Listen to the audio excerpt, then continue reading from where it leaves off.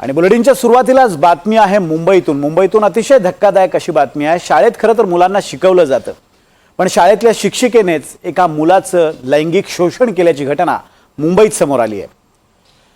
देशभरातल्या 5 दर्जेदार शाळांमधली ही शाळा आहे आणि या शाळेत हा सगळा प्रकार घडला। हा प्रकार जेव्हा उघडकीस आला तेव्हा सर्वांनाच धक्का बसलाय। नेमका काय प्रकार आहे आपण पाहूयात।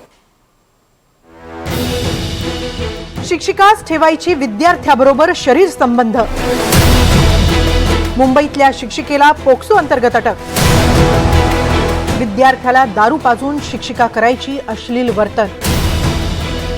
शिक्षिका आणि विद्यार्थ्याच्या नात्याला काळीमा फासणारी घटना मुंबईतल्या एका प्रतिष्ठित शाळेत उघड झाली आहे। एका शिक्षिकेनंच तिच्या विद्यार्थ्याला शारीरिक संबंध ठेवण्यासाठी जबरदस्ती केली।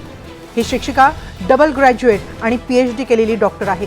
ती विवाहित आहे आणि तिला मुलंही आहेत। या शिक्षिकेला 2023 मध्ये 11वीतील एक मुलगा आवडू लागला।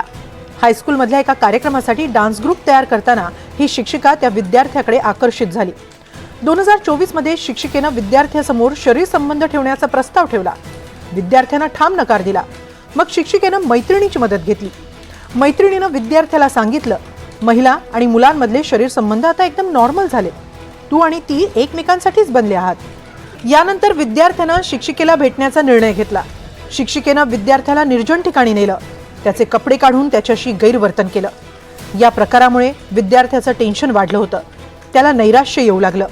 त्यानंतर शिक्षिकेनं विद्यार्थ्याला अँटी डिप्रेशनच्या गोळ्याही दिल्या। शिक्षिका या विद्यार्थ्याला एअरपोर्ट जवळच्या आणि दक्षिण मुंबईतल्या हॉटेलमध्ये घेऊन जायची आणि त्याच्याशी शरीर संबंध ठेवायची। शिक्षिका विद्यार्थ्याला कारमधून घेऊन जायची।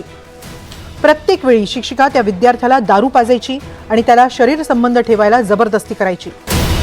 त्या विद्यार्थ्याचं वर्तन कुटुंबियांना खटकत होतं। मात्र एवढं शैक्षणिक वर्ष पूर्ण होऊन जाऊन दे असा विचार त्या मुलाच्या कुटुंबियांनी केला। Protection of children from sexual offences act, यानी कि बच्चों के प्रोटेक्शन के लिए बच्चों में लड़का भी आता है, लड़की भी आती है। अब वो इसका डेफिनेशन ये होता है कि जो भी इंसान 18 साल के अंदर हो, जो नाबालिग हो, उन लोगों के प्रोटेक्शन के लिए बनाया हुआ है। तो सिर्फ ऐसा नहीं कि ये लड़कियों की प्रोटेक्शन के लिए, ये लड़कों की प्रोटेक्शन के लिए भी है। अभी स्कूल में जो बच्चे जाते हैं और कॉलेज तक भी जो जाते हैं, जो 18 साल के अंदर है, उनके लिए लॉ एप्लीकेबल है, उनकी प्रोटेक्शन के लिए। अगर 18 साल के अगर वो ऊपर हो जाते तो वो हो गए बालिग। अगर बालिग हो गए तो उनके लिए IPC और BNS का लॉ जो है उसके अंदर भी प्रोविजन है। लेकिन खासकर अगर मैं लड़कों की बात करूँ तो लड़का जो है अगर 18 के अंदर है तो इस पर प्रोटेक्शन लड़के के लिए है। लेकिन अगर लड़का 18 के ऊपर हो गया तो ये सेम प्रोटेक्शन लड़कों के लिए एप्लीकेबल नहीं है। तो क्योंकि अगर 18 के ऊपर लड़का हो जाता है और लड़के के साथ ही अगर छेड़छाड़ हो रही है तो बड़ा ही मुश्किल हो जाएगा लड़के को ये प्रूव करने के लिए कि मेरे साथ छेड़छाड़ किसी लड़की ने की है। और लड़की जो है वो उसी लड़के पे अगर वो 18 के ऊपर हो गया तो वो रेप का आरोप लगा सकती है। तो यही एक कानून है जो लड़कों को प्रोटेक्ट करता है अगर वो 18 के अंदर है। तो इसके बाद और कोई प्रोटेक्शन नहीं है लड़कों। अखेर आता त्या शिक्षिकेवर पोक्सो अंतर्गत गुन्हा दाखल झालाय। तिला अटक करण्यात आली आहे। त्या विद्यार्थ्याला शरीर संबंध ठेवायला तयार करणाऱ्या मैत्रिणीलाही अटक करण्यात आली आहे। 16 वर्षाखालील मुलासोबत लैंगिक अत्याचार झाल्यास 20 वर्षांची शिक्षा होऊ शकते। त्यामुळे शिक्षिकेचे हे नको ते धडे तिला चांगलेच महागात पडणार आहेत। पारस दामा, NDTV मराठी, मुंबई।